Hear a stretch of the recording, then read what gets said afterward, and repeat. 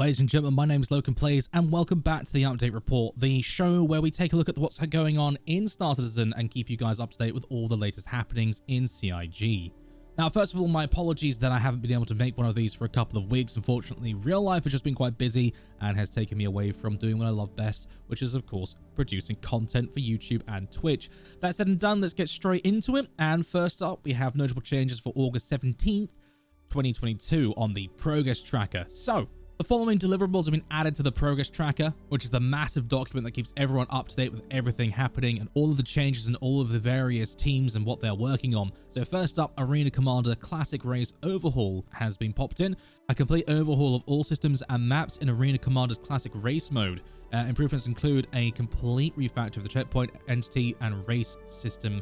The Volt Pulse, designing and creating the verified off-world laser technologies Pulse Energy Pistol, including asset creation, animation, and balancing. This has been added to the weapon content team's schedule. So that's great to see. Brand new weapon type, brand new weapon manufacturer. Can't wait to have a go at that and shoot some people with basically a Pulse Energy Pistol. Sounds pretty rad. AI Vehicle Perception. So this feature will give the AI the ability to perceive and detect vehicles from the ground as well as select ground-based targets when piloting their own using both vision and radar. This deliverable has been added to the AI tech team schedule. So I guess we're going to start seeing AI driving around in Tumbril Nova tanks and causing utter terror and destruction. Ground missions are going to get a lot more interesting. Also, aerodynamic control services was added on. So ships with control services will be able to use them in atmosphere to aid their maneuverability. This will allow for improved performance from ships that have weak maneuvering thrusters in atmosphere and bring new depth to the aerodynamic flight in-game. So aerodynamic control services are actually pretty important. There are some ships that have big old wings and they should have an effect to the way your ship performs in atmosphere. I'm really glad to see this is going to come to fruition, and hopefully it's going to really change up and improve the overall feel of ships in atmosphere. Just going to take a quick pause from the update report just to say a massive thank you to all of you ladies and gentlemen out there who are hitting the subscribe button, joining and getting interactive with all the content. It's thanks to ladies and gentlemen such as yourselves who go above and beyond to try and support the content, both with comments and also liking and subscribing, as well as sharing. This channel is growing all the time, and it's thanks to ladies and gentlemen such as yourselves. So once more, thank you for that. Additionally, we had an Inside Star Citizen, which is Star Citizen's own sort of update show run by Jared Huckabee, aka Disco Lando, the absolute fantastic chap there at CIG. So two really notable things they talked about in that video was, first of all, security post-career. So I actually mentioned this in another video, but basically we got a little bit more depth and detail about what they're going to be doing to security post-career. So first of all, it's getting updated by the mission feature team to be used as their main PvP hub. So effectively, it's going to try and focus down a lot of PvP into one area. And they're going to be doing that by effectively making this the only security point that can get rid of crime stat. So it's really going to focus down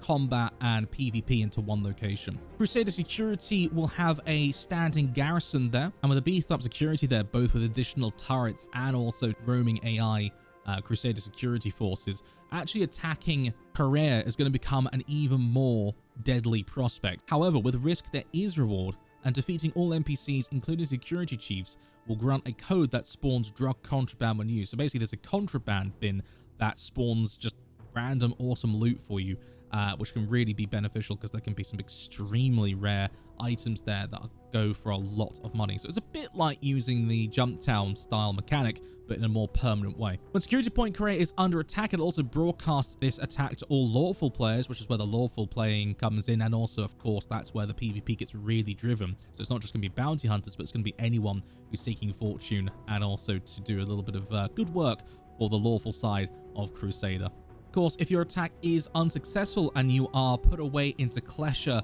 Rehabilitation Center, then, well, they've been doing some new updates and upgrades to the prisons as well. So we saw some stuff about doing time and some upgrades and updates to the prison system.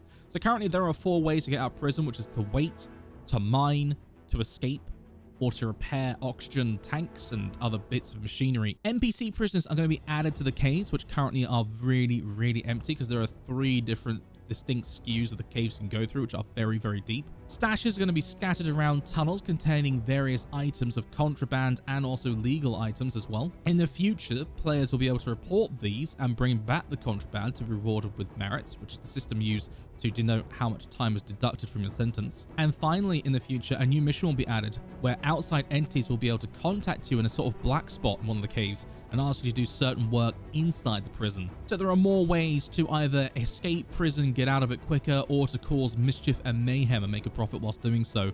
And the expansion on prison gameplay is I feel is going to be a really good addition. So that's all for the update report. Right now we're midway, of course, through 3.17.2 and enjoying that new update patch. And of course, our sights are set on 3.18 and what's coming down the pipeline for that. Needless to say, thank you so much for watching, ladies and gentlemen. I really, truly appreciate all the support you guys show on a regular basis. Of course, like, comment, subscribe, all the rest of that good stuff, and share the video out to as many people and like-minded people you can think of. Also, do come and check a look at our Twitch page and our Twitter, as well as TikTok, for all the information, live streams, and other content.